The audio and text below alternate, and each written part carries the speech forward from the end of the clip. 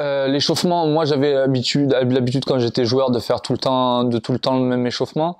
Après, avant avant chaque saison, quand les gardiennes viennent, c'est une discussion qu'on a ensemble sur ce qu'elles attendent, leur échauffement. Déjà sur les matchs amicaux, elles me présentent leur échauffement. Je fais l'échauffement qu'elles désirent et après je modifie ou pas leur échauffement suivant ce que je pense. Et après, c'est arrivé que sur la saison, que l'échauffement il a été modifié en cours de saison. Je pense que c'est important aussi d'avoir certains repères sur l'échauffement, mais de lui incorporer de temps en temps des nouveaux trucs pour un peu pour pas que ça soit monotone, quoi. C'est un échange entre nous, c'est sur les gardiens, c'est suivant. Tu peux faire certaines choses avec une gardienne que tu peux pas faire avec d'autres. Enfin, quand je dis gardienne, c'est gardienne ou gardien. Je pense que c'est vrai pour les deux. Souvent, j'ai un petit mot pour elle à la fin du match quand même, mais j'aime pas rentrer dans les détails parce que avec les supporters, avec l'euphorie de la victoire ou la déception si t'as fait nul ou t'as perdu, elle t'écoute sans t'écouter. À part si vraiment elle a fait un mauvais match où je suis là, j'essaie de lui montrer que je suis avec elle, mais sinon non, je lui dis deux trois mots comme ça, mais je rentre pas sur des trucs précis le jour du match, non, après le match. Pendant toute ma carrière, je savais que je resterais dans le foot parce que c'est ma vie, c'est ce que j'aime faire. Après, je savais pas si j'allais être coach ou entraîneur des gardiens. Euh, sur la fin, j'ai pris une équipe U12, U13, et ça m'a très vite, j'ai su que c'était pas ça que je voulais faire, quoi. Donc, et que c'était vraiment qu'avec les gardiens, parce que c'est vraiment un monde à part. Et puis, mine de rien, dans le foot d'aujourd'hui, c'est il y a de plus en plus de psychologique, il y a de plus en plus de maintenant pour être coach presque il faut être psychologue, quoi, j'ai l'impression. Entre 3 ou 4 à gérer ou 23, c'est quand même plus facile. Et puis entre gardiens on se comprend, donc c'est ça, je trouve que ça passe mieux, quoi. Chaque gardienne est différente, apporter autant d'importance à la première, à la troisième, à la deuxième, voilà, c'est difficile de rester droit, rester avec tout le monde et rester honnête parce que voilà, tu sais que toi t'as tes gardiennes, mais tu sais un peu ce qui se passe à côté, donc avoir le bon discours au bon moment, c'est compliqué. Je pense que ça s'apprend avec l'expérience et je pense qu'aujourd'hui il faut que je progresse là-dessus. C'est ce qui me pose le plus de problèmes, quoi, où j'ai le plus de mal parce que c'est pas naturel. Voilà, c'est ça. Ouais, c'était après les deux matchs qu'on a fait au Parc, la demi-finale et le quart l'année dernière contre le Bayern et le Barça au Parc des Princes avec tous les ultras et tout, c'était des moments magnifiques. C'était si on m'avait dit 6 mois ou 8 mois avant, tu seras en demi-finale ou en quart de finale de la Ligue des Champions au Parc des Princes devant 25 000 personnes, j'aurais pas cru. J'aurais pas cru. C'était inespéré quasiment.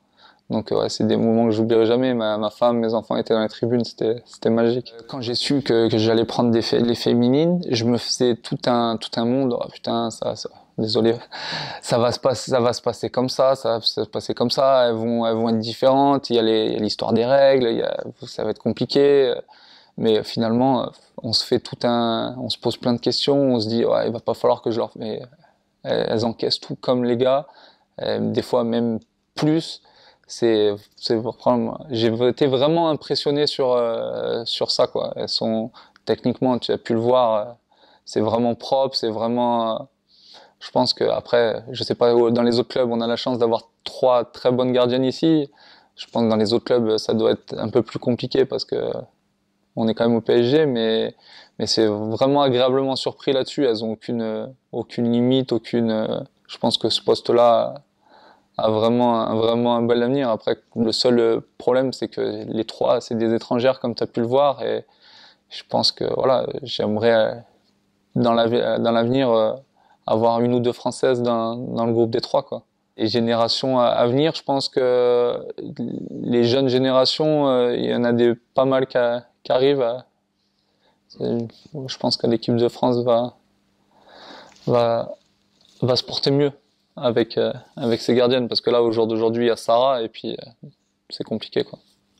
Ouais, du coup, il y a un vrai travail à mettre en place, peut-être Ouais, national, un plan national pour les gardiennes du but, peut-être. c'est sûr, mais après, pour les joueuses de champ, c'est pareil, hein, il y a vraiment tout à structurer, hein. Il y a vraiment tout à structurer. Moi, je vois au sein du club, chez les 19 ans, c'était chez les jeunes, que ça soit, c'est compliqué, ça commence à se mettre en place, mais on part de loin. Et puis c'est pas comme chez les garçons. Quand chez les garçons, t'as les 19 ans nationaux et t'as les pros. L'écart, il est pas à 19 ans. Les bons 19 ans, ils peuvent jouer en D1. Que chez nous, chez les filles, l'écart, il est énorme. Donc parce que justement, ça part de loin au niveau de la formation, les jeunes. Tactiquement, techniquement, c'est compliqué. Faut qu'ils mettent des coachs en place dès le plus jeune âge, quoi. Ouais, de toute façon, c'est tout se fait sur les dernières compétitions internationales. Ça a fait un peu vraiment polémique parce elles étaient toutes un peu petites, un peu enrobées, et puis compliqué, quoi. Il y a eu pas mal de fautes de main, pas mal de buts pris à cause du gardien. Donc, ouais, c'est un poste qui est en retard, mais il y a 40 ans ou 50 ans, chez les garçons, c'était pareil, hein. C'était pareil, ça a évolué. Donc là, il faut que les bonnes générations elles arrivent et il faut que le travail qui commence à être mis en place paye, quoi. Donc d'ici 3, 4, 5 ans, on va commencer à récolter le fruit de tout ce qui est mis en place que ça soit au niveau de la fédération ou au niveau des clubs aussi. Parce que là, les clubs pro commencent à s'y mettre également, donc ça devrait pousser le niveau vers le haut.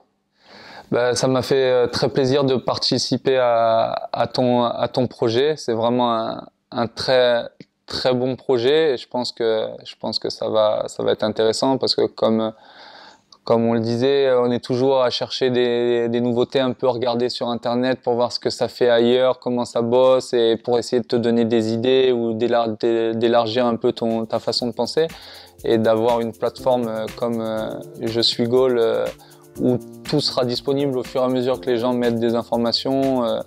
C'est vraiment un beau projet et j'espère que ça va bien se développer. En tout cas, je vais essayer de mon côté aussi. On en parlait tout à l'heure, d'essayer de te proposer des vidéos pour mettre sur les plateformes. Je vais essayer de m'y mettre. Et je suis Goal. Parfait. Très bien.